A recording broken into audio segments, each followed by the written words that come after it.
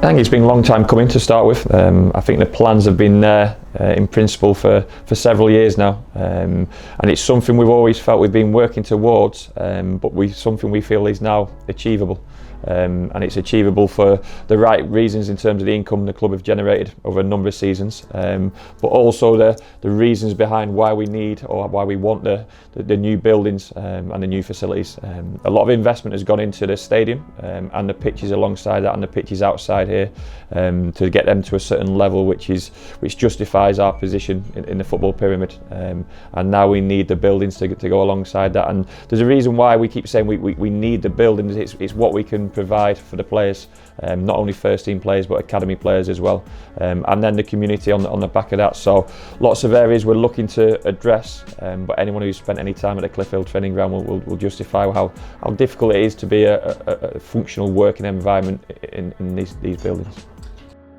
It's where they spend their working life as a professional footballer at Exeter City. So it's where we train all the time. It's where we've got all our facilities. It's where the coaches spend all the time, myself included, and the academy as well. So in terms of where a football player spends most of the time whilst playing for Exeter City, is at the training ground. And even whilst they're at the training ground, only a certain amount of time is spent out on the pitches. There's other areas to train, whether that's the brain or the body, and not only areas to train but areas to improve. You speak about S&C and gym related activities, rehab from injuries, recovery after games, preparation in terms of what's next, which in terms of the demands putting on the body. So there's various aspects of being a professional footballer which can be improved, and we feel we facilitate pretty well here, but we have to not cut corners, but we have to work a certain way. And maybe the pandemic's shone a greater light on the importance of the social aspect of football as well. And one thing that's evident is lack of space, I think, isn't it? I mean, players eat in the same place that they have to work out. And yeah, look, that's been a long-standing issue. First of all, we don't provide the players with food. A separate company delivers microwave meals, which is not ideal for professional footballers. We want to get it to a position where we can provide them with a proper breakfast, or the option of a proper breakfast, and then feed them after training. And in order to do that, you need a canteen and a working kitchen. Unfortunately, at the moment, our canteen is our gym area, so it very much balances between the two, and the gym's in a position where it needs to be improved dramatically, space-wise, but also equipment-wise as well. And in order to that, you need a little bit of investment, and you need a proper gym as one which has been put together over the years, and various bits of equipment, thankfully added over the years because it's much needed.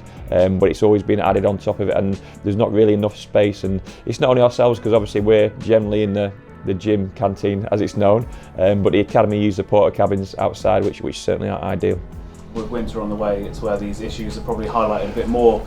You know, you show me some areas where you've had leaks, and the damage gets worse, I guess, as you get wetter and colder. The leaks are constant. Like you say, when the tough weather comes, the leaks become more and more apparent. But holes can be blocked. It's generally the way the building's set out, and how functional it is.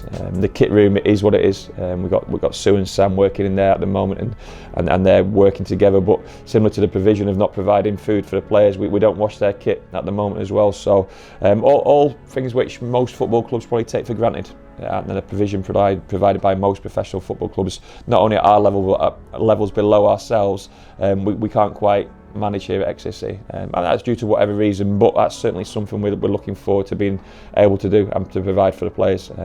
So many provisions we can improve with a new training building, not a new training ground but a new training building. It just allows us to become a better operating service for the players. You said in the past as well, getting players down here sometimes can be quite a challenge. I mean, the facilities in terms of pitch and everything speak for themselves, but if you had this improved facility, that can only help to encourage maybe some players to see us as an option. Yeah, definitely. It's interesting because when you bring players down, they are impressed with the pitches, they're impressed with the stadium, they're impressed with the space and the size of the area we've got here.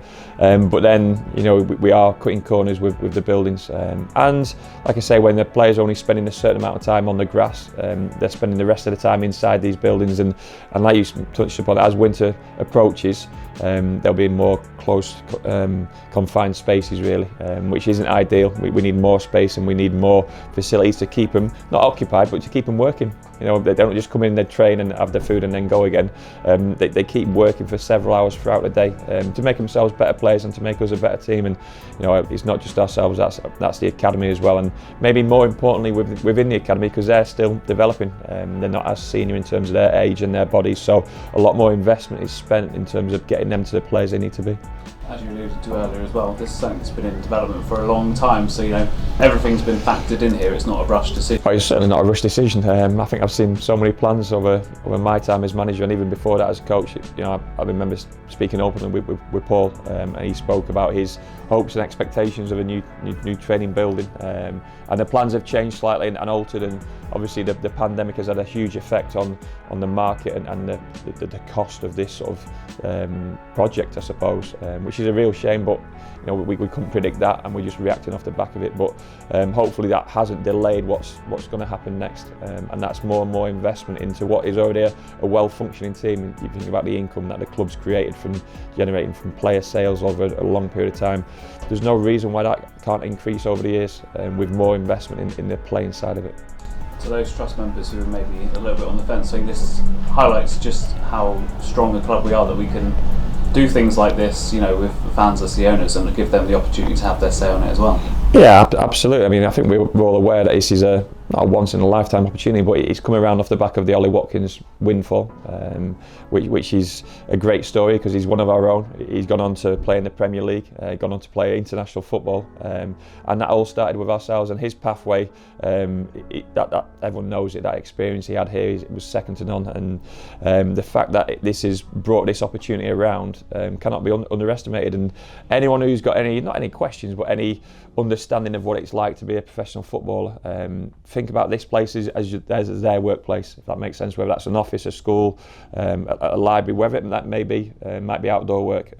Where you're spending most amount of time needs to be a functional working environment, and we've not made do, but we've made the best out of this facility, and that's not just myself, that's the group of staff and the players, and staff and players previously, and we'll continue to do so for however long that needs. But we feel this investment is going to be really one which pushes the clubs to a new level.